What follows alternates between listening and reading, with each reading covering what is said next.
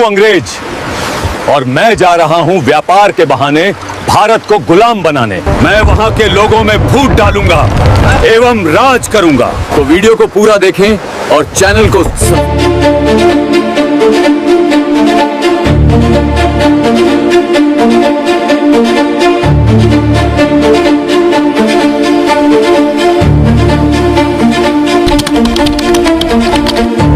भारत को प्राचीन काल से ही समृद्धि, संस्कृति और व्यापार का केंद्र माना जाता था, इसलिए इसे सोने की चिड़िया कहा जाता था। यहाँ की उपजाऊ भूमि, विकसित हस्तशिल्प, मसाले, रेशम, कपास, हीरे जवाहरात और विशाल बाजार दुनिया भर के व्यापारियों को आकर्षित करते थे। यूरोप के देशों में जब मध्यकाल के अंत में व्यापारिक प्रतिस्पर्धा बढ़ी और एशिया की वस्तुओं की मांग तेज हुई, तब यूरोपीय देशों ने भारत पहुंचने के नए समुद्री मार्ग खोजने शुरू किए, क्योंकि पहले भारत और यूरोप के बीच व्यापार मुख्यतः अरब व्यापारियों और स्थल मार्गों के माध्यम से होता था, जिससे वस्तुएं महंगी पड़ती थी। इसी खोज का परिणाम था कि पुर्तगाली नाविक वास्को द गामा 1498 में कालीकट पहुंचे और यूरोप से भारत का सीधा समुद्री मार्ग स्थापित हुआ। इस घटना ने विश्व व्यापार की दिशा बदल दी और इसके बाद पुर्तगाली, डच, फ्रांसीसी तथा अंग्रेज क्रमशः भारत आने लगे। इन सब में अंग्रेज सबसे अधिक सफल हुए, क्योंकि उनकी नीति केवल व्यापार तक सीमित नहीं थी, बल्कि वे धीरे धीरे राजनैतिक शक्ति भी बनना चाहते थे। इंग्लैंड की महारानी एलिजाबेथ प्रथम ने 1600 में ब्रिटिश ईस्ट इंडिया कंपनी को पूर्व के देशों के साथ व्यापार का विशेष अधिकार दिया और यही कंपनी आगे चलकर भारत में अंग्रेजी सत्ता की नींव बनी। कंपनी के व्यापारी भारत आए और मुगल शासकों से व्यापार की अनुमति प्राप्त की, क्योंकि उस समय भारत में शक्तिशाली मुगल साम्राज्य का शासन था।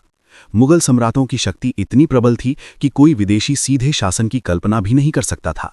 इसलिए अंग्रेजों ने मित्रता, उपहार और कूटनीति का सहारा लिया। कंपनी ने सूरत में पहली फैक्ट्री स्थापित की और धीरे धीरे मद्रास, बंबई तथा कलकत्ता में व्यापारिक केंद्र बनाए, जिससे उनका व्यापार फैलने लगा। उस समय भारत के कपड़े, विशेषकर बंगाल का मलमल और रेशमी वस्त्र यूरोप में अत्यंत लोकप्रिय थे। मसाले, चाय और नील भी महत्वपूर्ण व्यापारिक वस्तुएं थीं। अंग्रेज इन वस्तुओं को कम कीमत पर खरीदकर यूरोप में ऊंचे दामों पर बेचते थे, जिससे उन्हें भारी लाभ होता था। समय के साथ मुगल साम्राज्य का पतन शुरू हुआ और प्रांतों के नवाब तथा राजा स्वतंत्र होने लगे, जिससे राजनीतिक अस्थिरता पैदा हुई। अंग्रेजों ने स्थिति को अवसर के रूप में देखा और भारतीय शासकों के बीच हस्तक्षेप करना शुरू किया। बंगाल उस समय भारत का सबसे समृद्ध प्रांत था और यहाँ के नवाब सिराजुद्दौला अंग्रेजों की बढ़ती गतिविधियों से असंतुष्ट थे। उन्होंने अंग्रेजों को किलेबंदी रोकने और नियमों का पालन करने को कहा, लेकिन कंपनी के अधिकारी रॉबर्ट क्लाइव ने षड्यंत्र रचकर नवाब के दरबार में फूट डाली और 1757 की प्लासी की लड़ाई में नवाब को पराजित किया। ये युद्ध भारत के इतिहास में निर्णायक मोड़ साबित हुआ, क्योंकि इसके बाद अंग्रेजों को बंगाल की अपार संपत्ति और राजनीतिक अधिकार प्राप्त हो गए। बंगाल की संपन्नता ने कंपनी को आर्थिक रूप से मजबूत बना दिया और उन्होंने सेना का विस्तार किया। इसके बाद 1764 में बक्सर के युद्ध में अंग्रेजों ने मुगल सम्राट और अवध के नवाब को हराकर बंगाल, बिहार और ओडिशा की दीवानी प्राप्त की, जिससे कंपनी को कर वसूलने का अधिकार मिल गया। अब कंपनी केवल व्यापारी नहीं रही, बल्कि शासक बन चुकी थी। अंग्रेजों ने प्रशासनिक व्यवस्था स्थापित की, राजस्व प्रणाली बदली और भारतीय अर्थव्यवस्था को अपने हित में ढालना शुरू किया। किसानों से भारी कर वसूले गए, जमींदारी प्रथा लागू की गई और नकदी फसलों की खेती बढ़ाई गई, जिससे किसानों की स्थिति कठिन हो गई। दूसरी ओर इंग्लैंड में औद्योगिक क्रांति हो रही थी, जिसके लिए कच्चे माल और बाजार की आवश्यकता थी।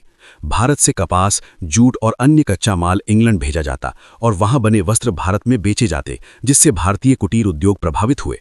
अनेक बुनकर और कारीगर बेरोजगार हो गए और भारत की पारंपरिक अर्थव्यवस्था कमजोर पड़ती गई। अंग्रेजों ने सैन्य शक्ति और कूटनीति का उपयोग कर अन्य क्षेत्रों पर भी अधिकार किया। उन्होंने सब्सिडियरी अलायंस और लैप्स का सिद्धांत जैसी नीतियां अपनाईं, जिनके माध्यम से कई रियासतें उनके अधीन आ गईं। इस विस्तारवादी नीति से भारतीय शासकों और जनता में असंतोष बढ़ता गया।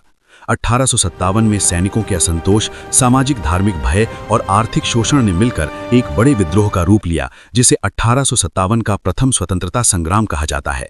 इस विद्रोह में सैनिकों, किसानों, जमींदारों और शासकों ने भाग लिया और अंतिम मुगल सम्राट बहादुर शाह जफर को प्रतीकात्मक नेता बनाया गया।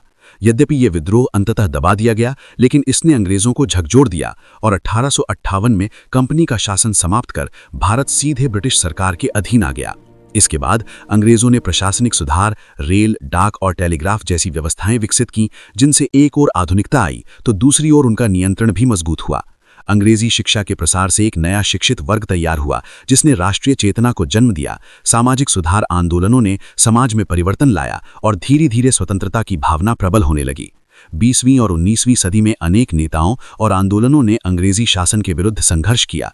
भारतीय राष्ट्रीय कांग्रेस की स्थापना हुई, असहयोग, सविनय अवज्ञा और भारत छोड़ो आंदोलन जैसे संघर्ष हुए, जिनमें महात्मा गांधी, जवाहरलाल नेहरू, सुभाष चंद्र बोस और अन्य नेताओं ने महत्वपूर्ण भूमिका निभाई। अंततः लंबे संघर्ष और बलिदान के बाद 15 अगस्त 1947 को भारत स्वतंत्र हुआ। इस पूरी ऐतिहासिक यात्रा से स्पष्ट होता है कि अंग्रेज भारत मुख्यतः व्यापारिक लाभ के लिए आए थे, लेकिन भारत की राजनीतिक कमजोरी, आर्थिक संपन्नता और वैश्विक परिस्थितियों ने उन्हें यहाँ शासन स्थापित करने का अवसर दिया। उन्होंने व्यापार के माध्यम से प्रवेश किया, कूटनीति और सैन्य शक्ति से विस्तार किया, प्रशासनिक नियंत्रण स्थापित किया और लगभग 2 शताब्दियों तक शासन किया। परंतु उसी शासन के दौरान भारतीय समाज में जागरूकता और राष्ट्रीयता की भावना भी विकसित हुई, जिसने स्वतंत्रता संग्राम को जन्म दिया।